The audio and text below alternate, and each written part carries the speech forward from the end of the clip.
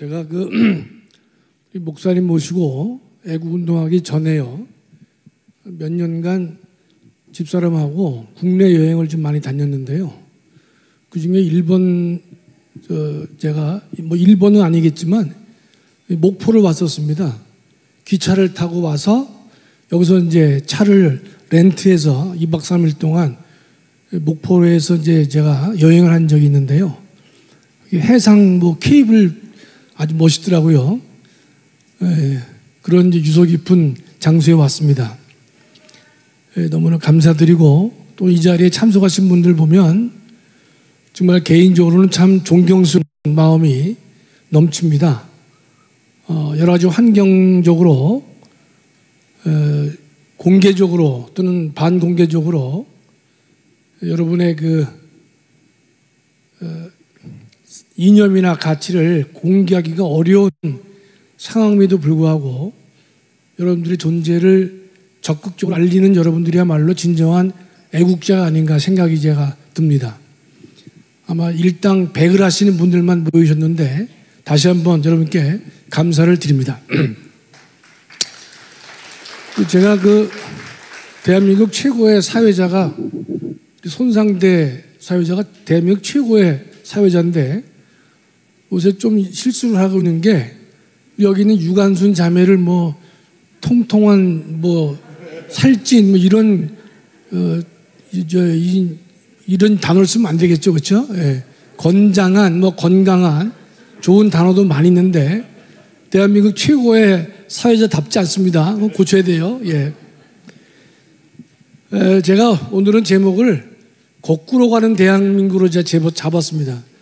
대한민국이 현재 거꾸로 가고 있어요. 그 예를 제가 좀 소개를 하겠습니다. 다음이요.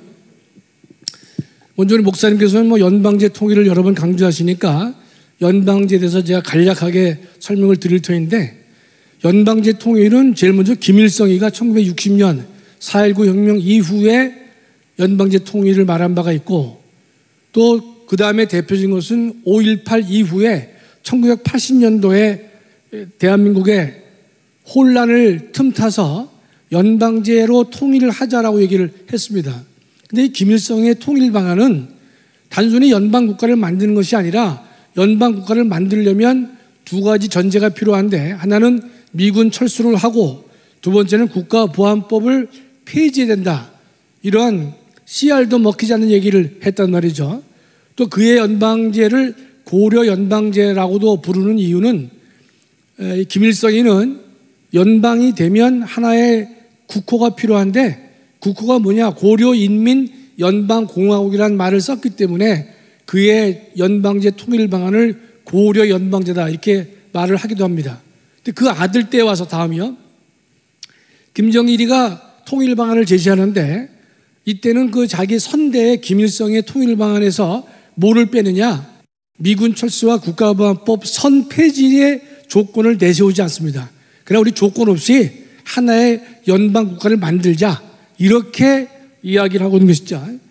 근데 그 안에 담긴 것은 뭐냐, 연방이 되면 국가보안법은 필연적으로 폐지가 될 것이고, 또 미군 철수가 이루어져야 되기 때문에 다른 조건을 내세우지 않고 통일을 하자라고 했는데, 여기에 대해서 2000년에 김대중, 2007년에 노무현, 2018년에 문재인이가 가서 연방제 통일에 찬성을 하고 왔다 이 뜻입니다. 다음이요. 지금 예컨대 민주당 강령을 보면 6호의 통일 방안이 나와 있는데, 남북 간 합의를 존중 계승하고 적극 이행한다, 이렇게 민주당 강령에 현재 되어 있습니다. 남북 간 합의니까 연방제 통일 방안을 존중할 것이고 계승할 것이고 적극 이행한다라고 천명을 하고 있는 것이죠. 그렇다면 이재명이는 방북을 할 거야, 안 할까요? 당연히 방북을 하겠죠. 네 번째로 연방제 서명을 할 것이다. 그러면 이재명이가 생각하는 연방제 통일 방안은 뭐겠는가? 연방제 합의를 한다 하더라도 우리 헌법 4조와 충돌하기 때문에 현행 헌법 4조를 고치지 않으면 안 된다고 저는 생각하고 있는 것입니다. 헌법 개정에는 국회의원 200명의 찬성이 필요해요. 현재 192명이니까 한 8명 이상이 이제 부족한 것인데, 다음이요. 지금 이제 그 네 번째 보면 국민의힘을 갖다가 지금 이제 이재명이는 어떻게 하면 내란 정당이라 이렇게 몰아가서 정당 해산을 시키려고 하는 이 계획을 가지고 있는 것이죠. 민주당이 예컨대 해산되어 오는데 역으로 국민의힘이 해산되는 거예요. 물론 국민의힘은 해산당해도 쌀 정도의 정체성이 없지만, 그러나 국민의힘을 내란 정당으로 몰아서 해산을 시키려고 하면, 또 해산이 된다면 107석이 의원직이 다 상실됩니다. 다시 선거로 뽑아야 됩니다. 그럴 경우에 민주당을 지지하는 사람이 10명 이상 등장하게 되면 민주당은 자력으로 헌법까지 고칠 수 있는 그야말로 전무후무한 정당이 될 것이다, 이렇게 보는 것입니다. 다음이요. 근데 김정일의 아들 김정은 2013년 말에 우리나라는 한반도의 우리 민족은 두 국가이고 두 민족이다, 더 이상 동족 관계가 아니다, 이렇게 이야기를 해요. 그래서 전쟁 중에 있는 적대적 두 국가다, 이렇게 말을 하니까, 다음이요. 임종석이가 2014년 그 이듬해죠. 이듬해 9월 달에 두 개의 국가를 수용하자, 이렇게 김정은이가 두 개의 국가를 말하니까 임종석이는 바로 그 말을 받아서 그러면 두 개의 국가로 가자, 그러면서 영토 조항을 지우든지 개정하자, 이렇게 화답을 먼저 하고 있는 것이죠. 영토 조항이라는 것은 뭔가 하면 대한민국의 영토는 한반도와 부속도서라고 되어 있어요. 그 말은 38도 이 북한에 있는, 현재 북한이 지배하고 있는 영토도 대한민국 영토란 사실을 우리 헌법은 분명히 하고 있는 것인데, 이 인간은 영토 조항을 지우든지 고치자, 이렇게 김정은에게 바로 화답을 한 바가 있습니다. 저기 2014가 아니라 2024네요. 미스프린트입니다. 예. 2023년도 김정은이가 12월 달에 두 국가다라고 하니까 이듬해 2024년에 맞다, 두 국가로 가자, 이런 말을 하는데, 다음이요. 이 임종석이는 어떤 인간입니까? 제목을 보시면 자주 평화 통일 세계를 목표로 한 과거의 전대협 의장이었습니다. 통일을 목적으로 하기 위해서 전대협 의장을 한 인간인데, 그 인간은 89년도 임수경을 평양 축전에 참가하도록 지휘한 인간이 임종석이에요. 이때는 우리 이동호 장로가 전향하지 않은 때이기 때문에 이 사건에 이동호 장로가 깊이 관여한 흔적이 있습니다. 나중에 다 이미 다 밝혀졌지만, 임수경이를 평양 축전에 왜 보냈느냐? 통일하자고 보낸 거예요. 그 인간이 은평을에 2015년에 출마했는데, 은평을을 통일 전진기지로 발전시키겠다, 이렇게 공약까지 했고, 2019년에는 모든 공직을 은퇴하면서 비서실장을 그만두면서 다시 통일운동에 매진하겠다, 정계 은퇴를 선언하고 통일운동을 매진하겠다라고 떠든 인간이 임종석인데, 이 인간이 2023년 김정은이가 통일 폐기 선언하니까 바로 이듬해 통일하지 말자, 화답을 제일 먼저 하고 있는 인간이 바로 임종석이다, 이 뜻입니다. 물론 좌파들이 한 입 가지고 두 말하는 것은 우리가 자주 봐왔지만, 통일 문제에 대해서는 임종석이가 한 입에 두 마디 세 마디를 하고 있는 인간이다, 이 뜻입니다. 다음이요. 최근에 통일부 장관으로 임명된 정동영이가 어떤 망발을 하고 있느냐? 통일부를 없애자, 그래서 남북협력부 또는 남북관계부로 하자, 이렇게 얘기를 해요. 이 정동영이는 여러분 기억하시겠지만 전북 사람인데, 셋째 줄 보시면 교류 협력을 통한 평화 조성에 방점을 두고자 하는 그러한 경력을 가진 인간이고, 노무현 대통령 당시에 통일부 장관을 하면서 개성공단을 만들고 이산가족을 추진한 이 사람인데, 정동영이가 예컨대 통일부 대신에 남북협력이나 남북관계부로 고치자, 이런 말을 하고 있는 것입니다. 다음에 그러면서 이 정동영의 말 중에 뭐가 있느냐?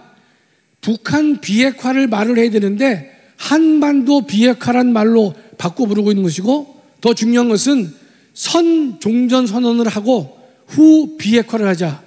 이건 우리가 절대로 찬성할 수 없는 거 아닙니까? 종전선언을 먼저 하고 그 다음에 비핵화를 한다?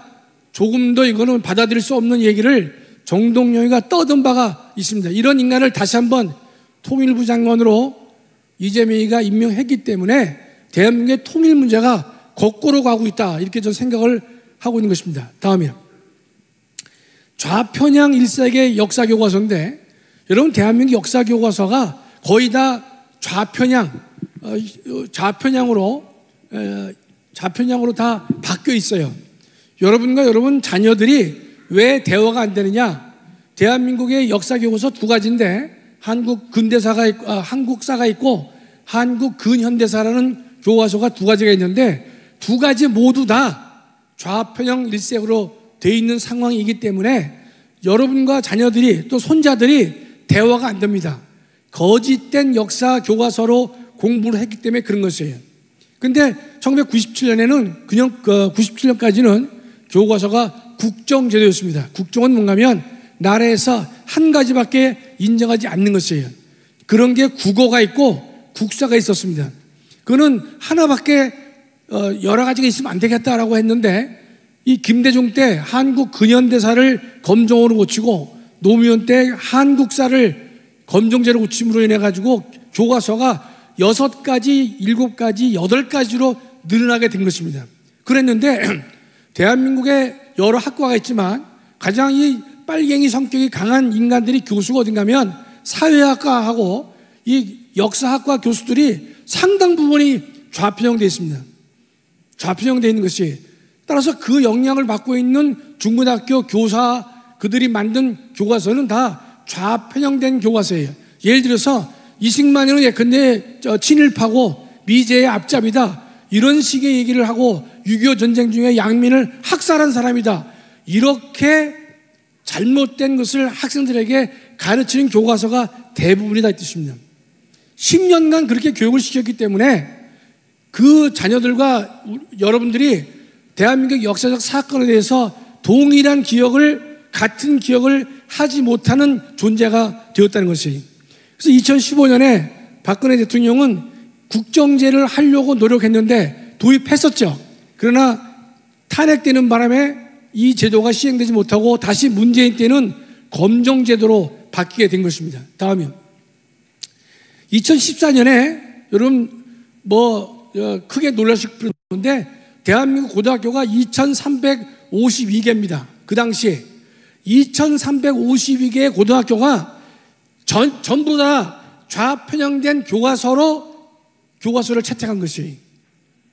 단 한 군데도 우파라든지 정도를 걷는 교과서가 몇 개 되지도 않지만 그 교과서를 채택한 고등학교가 단 하나도 없었고, 2352개 모두가 다 좌편향된 교과서를 언제부터 그랬습니까? 2014년입니다. 그러면 2014년에 와서 2352가 하루아침에 된 것이 아니라 그전에는 1000대 1000, 1500대 500 이렇게 점진적으로 좌편향 1세기로 가다가 어느 날 갑자기 2014년에 2352가 되었다라고 보는 것이 올바른 접근 방법이죠. 그렇죠? 그러면 이런 식의 교과서를 공부한 자녀들이 30대 후반과 40대, 50대를 차지하고 있기 때문에 그들은 여러분과 같은 대한민국 국민이라고 보기 어려울 정도로 역사적 사건에 대한 기억을 공유하지 못하는 존재가 됐다는 것입니다. 거기서 김대중 고문은 뭐라고 했느냐? 세 줄입니다. 후손에게 가르치지 못한 우리는 훗날 큰 벌을 받을 것이다, 이렇게 경고했는데 10년도 안 돼서 우리는 지금 어떻습니까? 대한민국은 큰 벌을 받고 있는 것이다, 이렇게 저는 생각하지 않을 수가 없는 것입니다. 다음이요. 하인리 법칙이라고 하는 것이 있는데 1대 29대 300인데요. 하나의 큰 사건이 터지려면 한 번에 터지지 않습니다. 29번의 중간 사고가 터진 다음에 한 큰 사건이 터진다라고 보는 것이에요. 그러면 29개의 작은 사건은 어떤 식이냐? 300번의 징후, 전조가 있었기 때문에 29번의 작은 사고가 터진 것이고, 29번의 작은 사고를 막지 못했기 때문에 한 번의 큰 사고가 터진다고 하는 것이 소위 하인리 법칙이라고 하는 것인데, 조금 전에 보면 2352개의 고등학교가 다 단 한 곳도 없이 전체 대한민국 고등학교가 다 좌편형 교과서로 일색으로 도배를 했다고 하는 것은 어떻습니까? 그 전에 3번의 징후가 있었고 29번의 작은 사고가 있었지만 다 자유우파에 속하는 사람들이 나모른 체하고 무관심하고 내버려 뒀기 때문에 이런 결과가 나왔다고 저는 생각하고 있는 것입니다. 그 연설 하나 틀어주세요.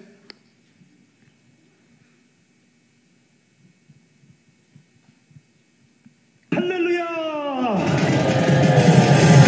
우리 연말까지 애국 메시지 받기 1000만 명 서명을 완성해서 대한민국의 주인을 만들어냅시다. 동의하시면 두 손 들고 만세입니다. 그렇게 하면 우리가 1000만 명 집회를 매일같이 할 수 있는 효과를 얻을 수 있습니다. 육신의 몸은 집에 계셔도 마음은 시청 앞으로 매일같이 모여서 1천만 명이 매일같이 이런 집회를 할 수 있는 방법이 1천만 애국 메시지 받는 서명입니다. 동의하십니까? 우리 청교도 영성훈련은 이 목표를 연말까지 온전히 완성하여 매일같이 오늘 이 귀하신 연사님들의 메시지를 여러분들에게 매일같이 보내드리겠습니다. 여러분 다같이 메시지에 참여해 주시기를 부탁을 드립니다. 저는 이명박 정부 탄생되기 위해서 선거운동하다가 집행유예를 받은 사람입니다. 집행유예. 이명박 장로님, 나는 당신을 위하여 집행유예 받았어. 당신이 530만 표를 다 까먹을 자격이 있어.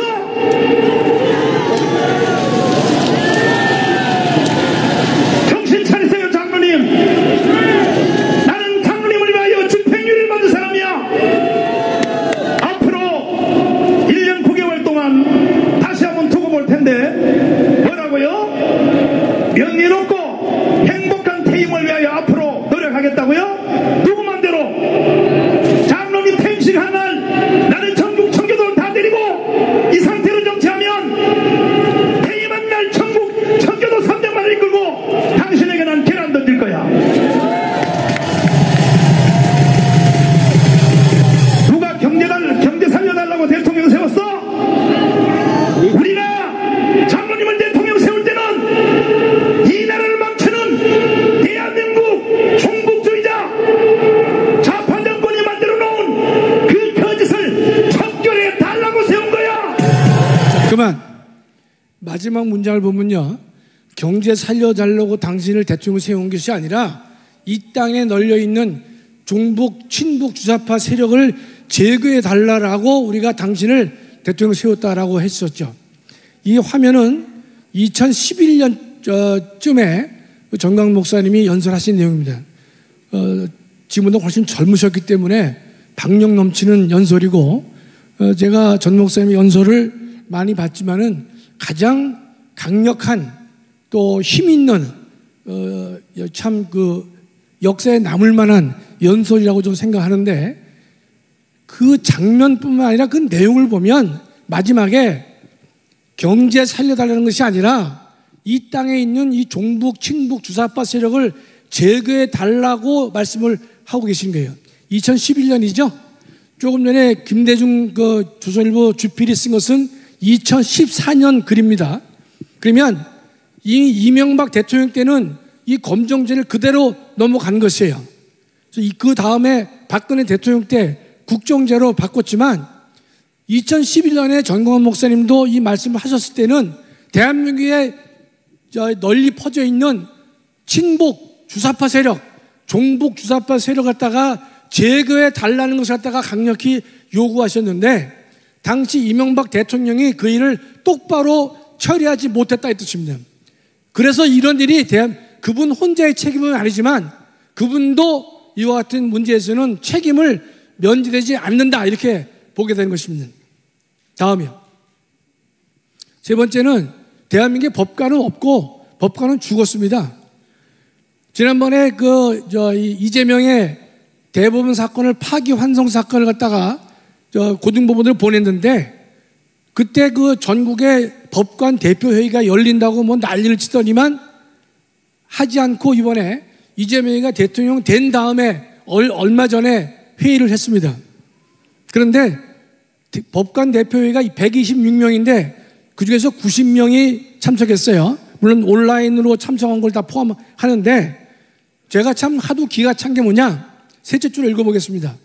법관에 대한 특검이나 탄핵 등 사법권 독립 침해 우려가 있다. 이 안건에 대해서 아니다라는 인간이 67명이에요.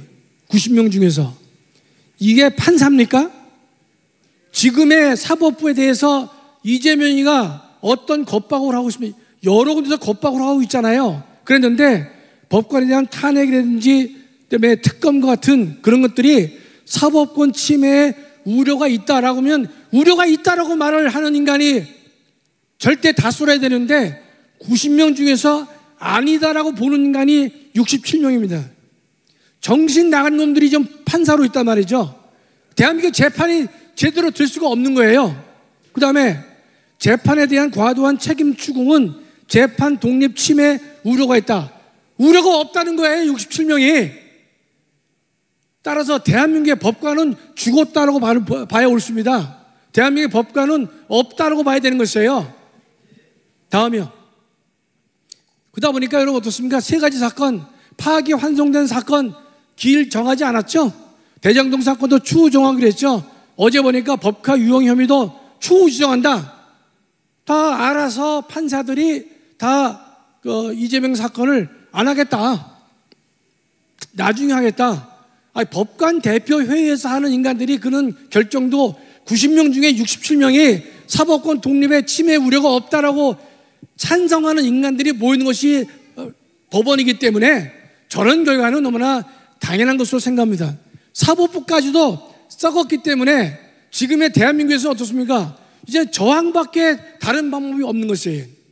국가 권력이 불법으로 치닫고 있고 더 이상 정상적인 방법으로 권리 구제가 이루어질 수 없는 나라가 됐을 때는 국민들은, 인간은, 인류는 그러한 불법 권력에 대해서는 목숨 걸고 싸울 수 있는 그 배를 뒤집을 수 있는 권리가 우리 국민에게 주어져 있다는 것은요, 모든 학자들의 일관된 주장이 되는 것이에요.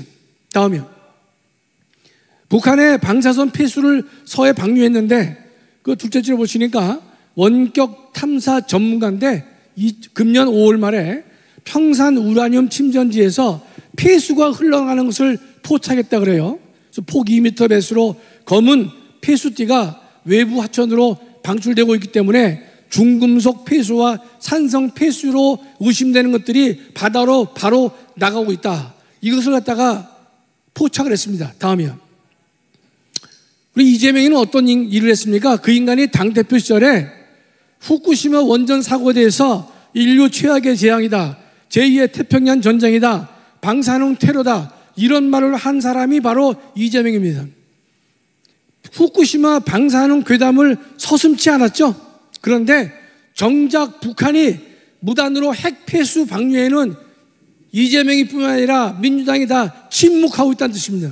그러면 북한이 하면 침묵하고 일본이 하면 분노하는 게 옳습니까?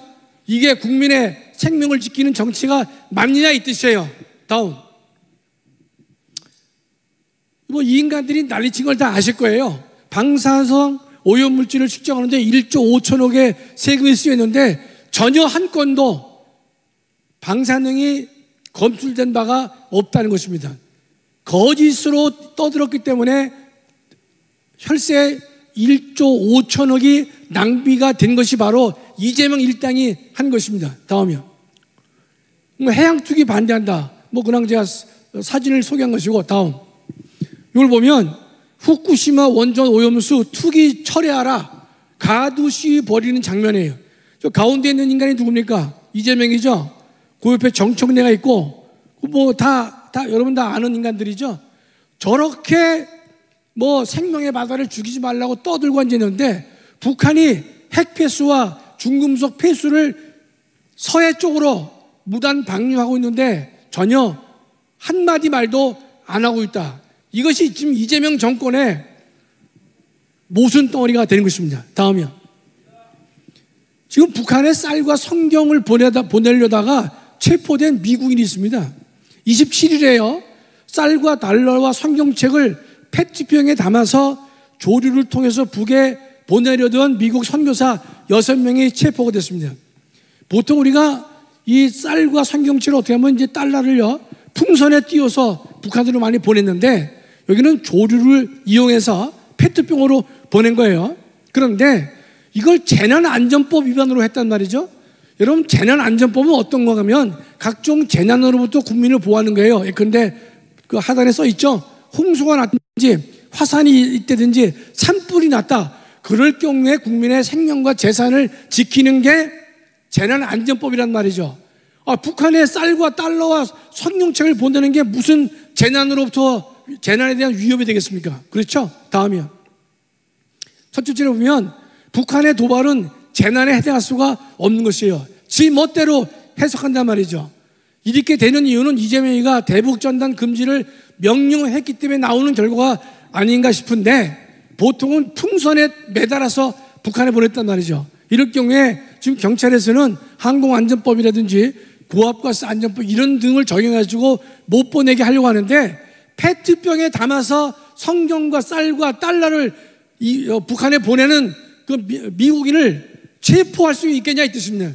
법리가 도저히 성립하지 않는 것이에요. 이런 현상을 미국이나 유럽이나 일본이나 소위 세계의 법치 선진국에서 이걸 바라봤을 때는 대한민국의 국격을 어떻게 볼 것이냐. 중국 스파에 대해서는 관대하면서 쌀 성경에 대해서는 죄를 묻는다. 정말 해괴한 논리가 아닐 수가 없는 것입니다. 그러니까 대한민국이 거꾸로 간다는 것이에요. 다음, 한반도가 거꾸로 간다 또는 뒤집히려 한다. 지금 전작권 전환을 추진하고 있는데 둘째째로 보시면 미군은 전통적으로 외국군 장성의 지휘를 받지 않는다 그래요. 신문에 보니까 주한미군 사령관이 별 4인데 이걸 삼성으로 내려앉히고 주일 미군을 삼성 장군인데 사성 장군으로 올리려 한다. 그런 것이 사설에도 등장합니다. 이렇게 했을 때 대한민국이 얻는 것이 뭐냐는 거예요. 이렇게까지 해서 대한민국의 안보를 무너뜨리려고 할 이유가 어디 있느냐. 이게 이재명 정권의 실체가 되는 것입니다. 그 한반도가 거꾸로 가는 거죠. 뒤집히려고 하는 것이죠. 다음이요. 놀고 있다는 제목을 달았는데 오늘 아침에 신문을 보면서 제가 김어준, 탁현민 콘서트가 했는데 왼쪽은 저 문재인이고 오른쪽은 털보 김어준이 나왔는데 더 이상 보기 싫으니까 빨리 넘깁시다. 근데 이 김어준이가 뭐라고 시작 멘트를 했느냐. 곧 대법관 될 김어준입니다. 그렇게 말을 시작했어요. 이게 나랍니까? 이게 나랍니까?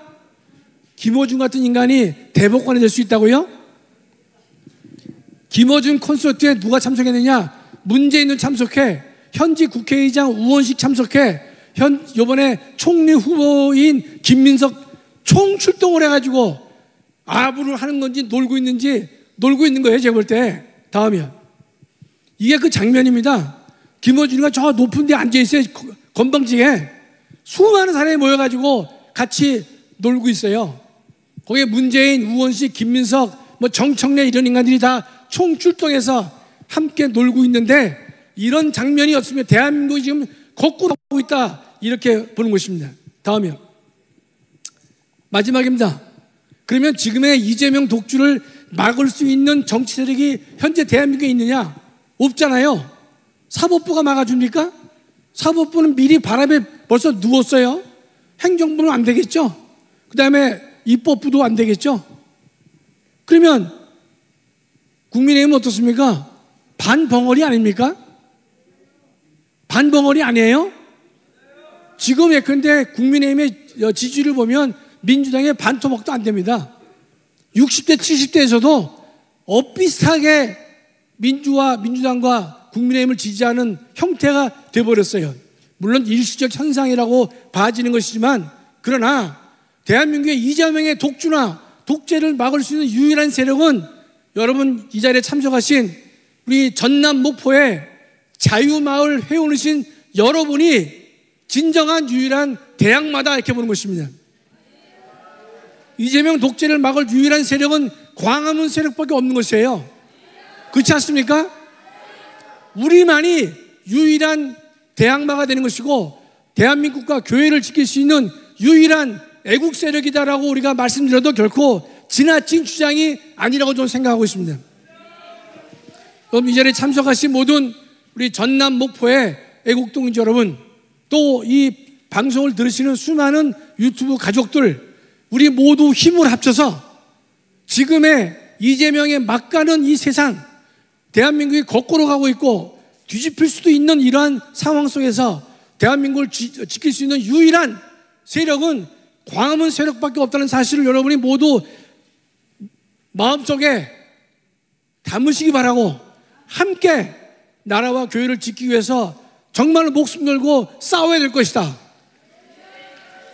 다행히 광화문 애국설에게는 하나님께서 허락하신 선지자 또 전광훈 목사님이 계시기 때문에 전광훈 목사님 중심으로 우리가 뭉쳐진다면, 지금 당장은 이재명이가 대통령 된 지가 얼마 안 됐기 때문에 매우 힘들고 어렵다 하더라도 정말 우리가 함께 모여서 노력한다면, 또 하나님만 의지하고 나아간다면, 또 말씀을 의지한다면, 우리가 기도한다면 반드시 밝은 세상을 하나님께서 허락해 주시라고 저는 확신하고 있는 것입니다.